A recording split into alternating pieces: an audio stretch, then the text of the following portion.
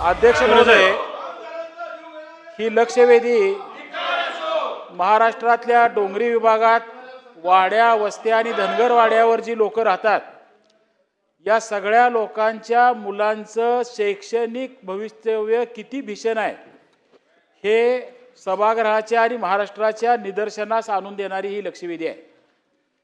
मी या लक्षवेधीमध्ये प्रामुख्यानं एका ऐनवाडी आणि धनगरवाडी गावचा उल्लेख केला आहे की ज्या गावांच्या पासून 11 किलोमीटरपर्यंत 9वी 10वीची माध्यमिक शाळा उपलब्ध नाही.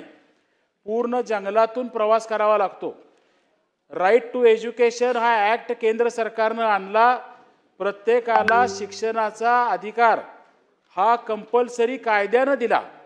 अशा काळामध्ये या परिसरातली अनेक मुलं माध्यमिक शिक्षणापासून अनेक वर्षे वंचित आहेत. ही वस्तुस्थिती आणि हे भीषण वास्तव आपल्याला स्वीकारावं लागतंय.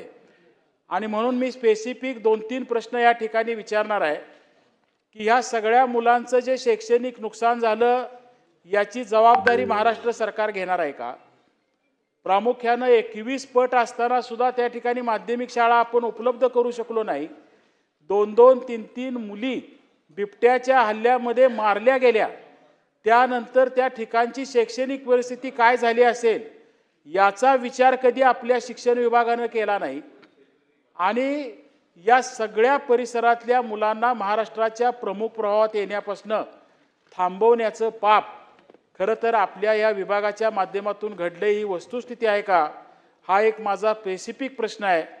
आणि उद्याच्या काळामध्ये या डोंगर वस्तीमध्ये राहणाऱ्या वाड्या, वस्त्या, धनगर वाड्यातल्या मुलांच्यासाठी म्हणून विशेष बाब म्हणून काही योजना शिक्षण विभाग त्यांना प्रमुख प्रवाहात आणण्यासाठी आणणार आहे का? आणि तिसरा एक महत्त्वाचा धोरण म्हणून मला प्रश्न विचारायचा आहे की जी मुलं जिल्हा परिषदेच्या शाळेतनं 7वीला बाहेर पडली, 8वीला बाहेर पडली, मंत्री महोदय त्या मुलांचं पुढं भवितव्यात काय घडलं? त्या मुलांनी 8वीत शाळा सोडली का 9वीत सोडली का ती मुलं 10वी झाली, त्यातली किती मुलं ग्रॅज्युएट झाली, याचं कधीतरी ऑडिट किमान ह्या डोंगरी भागातल्या मुलांच्यासाठी आपण करणार आहोत का? आणि खरोखर ही वस्तुस्थिती जर असेल तर शासन गांभीर्यानं त्यांना न्याय देण्यासाठी उपाययोजना करणार आहेत का?